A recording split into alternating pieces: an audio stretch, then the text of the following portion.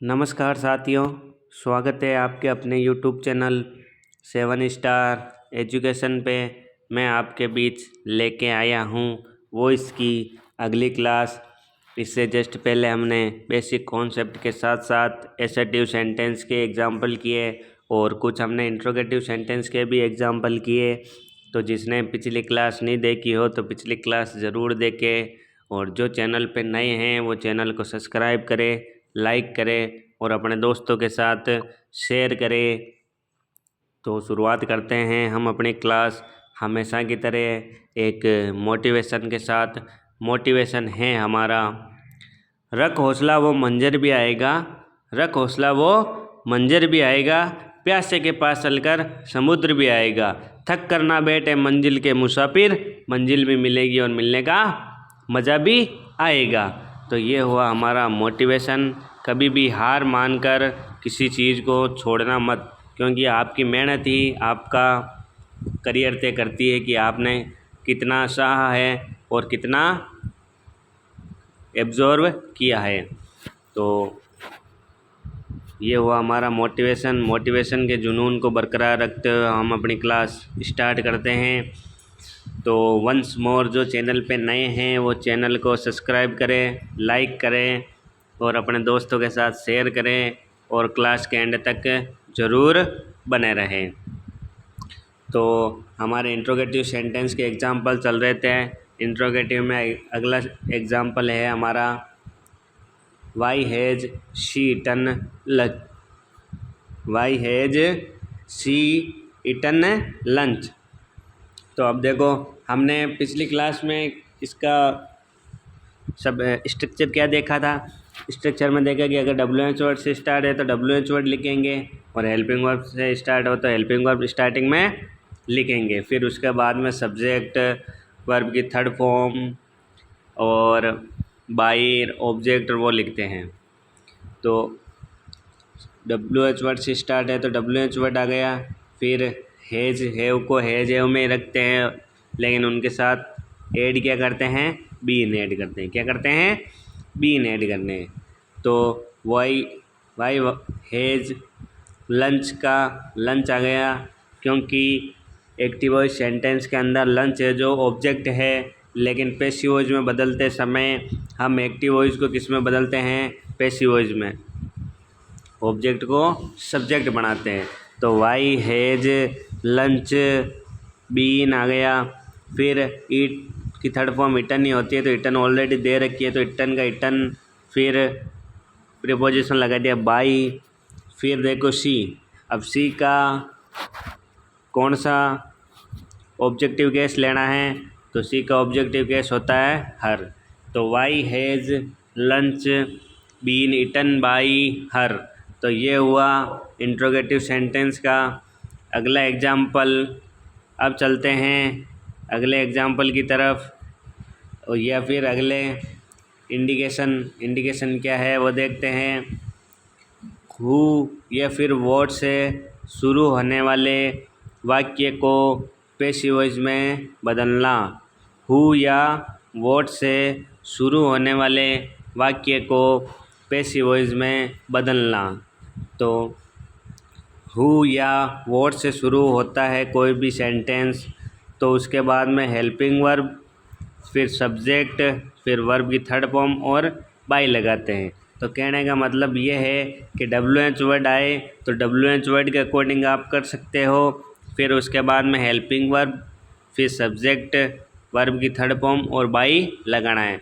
और इसका अगला स्ट्रक्चर है, या फिर आप जो भी हु या फिर वोट दे रखा है, हु या वोट दे रखा है, तो इसको बाई हुम या बाई वोट के ज़रिए आप इसको पहले लिख सकते हैं, जैसे बाई हुम या बाई वोट। फिर उसके बाद में हेल्पिंग वर्ब, सब्जेक्ट और वर्ब की थर्ड फॉर्म आ जाएगी। तो बाई क्यों नहीं आया, क्योंकि बाई हमने स्टार्टिंग में ले लिया, इसलिए बाई बाद में नहीं आएगा। तो ये दो तरह के स्ट्रक्चर है हु और वोट से शुरू होने वाले वाक्यों के लिए। तो जो आपको अच्छा लगे आप इनको ट्राई कर सकते हैं। मैं इन दोनों का एक एक एग्जांपल बता दूंगा कि हु या वोट को लिख के हेल्पिंग वर्ब, सब्जेक्ट, वर्ब की थर्ड फॉर्म, बाई ये फर्स्ट वाला बता देंगे, फिर एक एग्जाम्पल सेकंड वाले का बता देंगे कि हुम को बाई हुम या बाई वॉट में बदल के कैसे करते हैं। तो ये हुआ इसका स्ट्रक्चर। अब इसके देखते हैं एग्जाम्पल। एग्जाम्पल क्या है? एग्जाम्पल में है पहला एग्जाम्पल, थोड़ा सा इसका कलर चेंज करते हैं, ये कलर चेंज हो कर दिया। अब चलते हैं अगले। Who attacked America, who attacked America. तो पहला सेंटेंस क्या है? Who attacked America. तो अब हु या होम से स्टार्ट होने वालों के लिए दो स्ट्रक्चर लिखा है मैंने, तो जो अच्छा लगे वो लिखना है। तो हु को किस में चेंज कर दिया? बाई होम में। किस में चेंज कर दिया? बाई होम में। फिर उसके बाद में आती है हेल्पिंग वर्ब। अब देखो हेल्पिंग वर्ब कैसे आएगी? अटैक्ड। अब अटैक्ड कौन सा टेंस है? पास्ट सिंपल टेंस है, क्योंकि वर्ब की second form past simple tense में ही आती है। तो पास्ट सिंपल टेंस किस में चेंज होगा? पास्ट कंटिन्यूज में। तो बाई होम सिंगुलर का है, तो सिंगुलर की वर्ब आ गई वॉज। फिर अमेरिका और अटैक की सेकंड फॉर्म और थर्ड फॉर्म दोनों एक ही होती है। अटैक की सेकंड फॉर्म और थर्ड फॉर्म एक ही होती है। तो by home was America attacked. तो ये हुआ बाई होम से रिलेटेड एग्ज़ाम्पल। फिर चलते हैं अगले एग्ज़ाम्पल की तरफ। अगला एग्ज़ाम्पल है what amused you. What amused you. तो वॉट को किस में चेंज कर दिया? बाई वॉट में।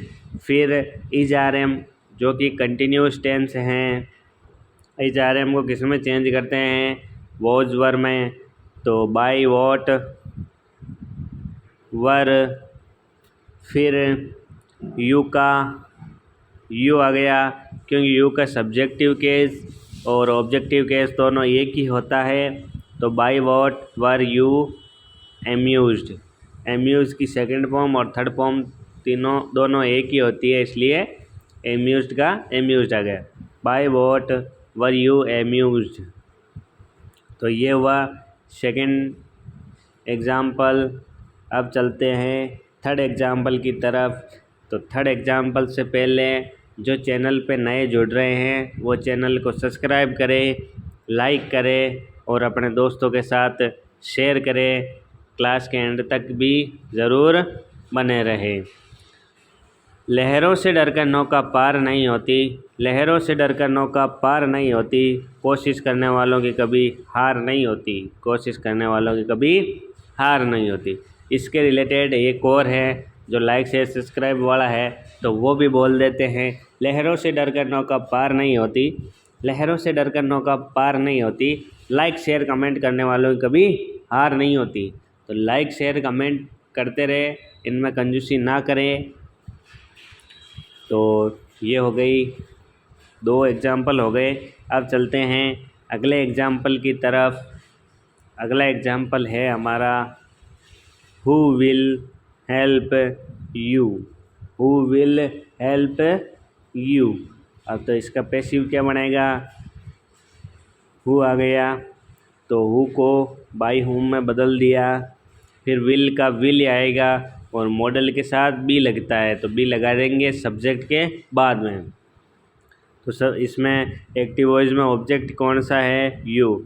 अब ऑब्जेक्ट को पैसिव वॉइस में सब्जेक्ट बनाते हैं, तो यू का सब्जेक्टिव केस और ऑब्जेक्टिव केस दोनों एक ही होता है। तो बाई हुम विल यू। फिर मॉडल के साथ बी आता है, तो बी आ गई। फिर हेल्प की थर्ड फॉर्म क्या है? हेल्प्ड। क्या है? हेल्प्ड। तो by whom will you be helped. तो ये हुआ इसके अगला एग्ज़ाम्पल। फिर चलते हैं नेक्स्ट एग्ज़ाम्पल की तरफ। नेक्स्ट एग्ज़ाम्पल है हमारा हु विल टीच वाला। हु विल टीच वाला। तो अगला एग्ज़ाम्पल है who will teach you. Who will teach you. तो हु को किस में चेंज कर दिया? बाई होम में। हु को किस में चेंज कर दिया? बाई होम के अंदर। फिर विल है तो विल का विल आएगा। फिर यू का ऑब्जेक्टिव केस क्या होता है, यू का ऑब्जेक्टिव और सब्जेक्टिव केस क्या होता है, यू ही होता है, तो यू का यू आ गया। फिर विल मॉडल दे रखा है तो इसके साथ बी आएगा, तो by whom will you be, और टीच की थर्ड फॉर्म होती है टॉट, TAUGST। तो ये हुआ अगला एग्जाम्पल। और आपका आज का होमवर्क है, यहाँ पे विल और बी तो पास पास आते हैं, लेकिन ये दूर दूर क्यों है, इसका जवाब आपको कमेंट बॉक्स में देना है। किस में देना है, कमेंट बॉक्स में देना है विथ एक्सप्लेन। क्योंकि ये क्यों आता है ये मैंने आपको बेसिक से बता रखा है पिछली क्लास में, तो जिसने पिछली क्लास देखी हो तो वो तो बता देगा कि विल के बाद में तुरंत बाद बी क्यों नहीं आया। तो आज का आपका यही काम है कि कमेंट बॉक्स में आप इसका जवाब दें। अभी भी दे सकते हो अगर आप देना चाहते हो तो अभी भी कमेंट बॉक्स में दे सकते हो। और हाँ, एक चीज़ है, जो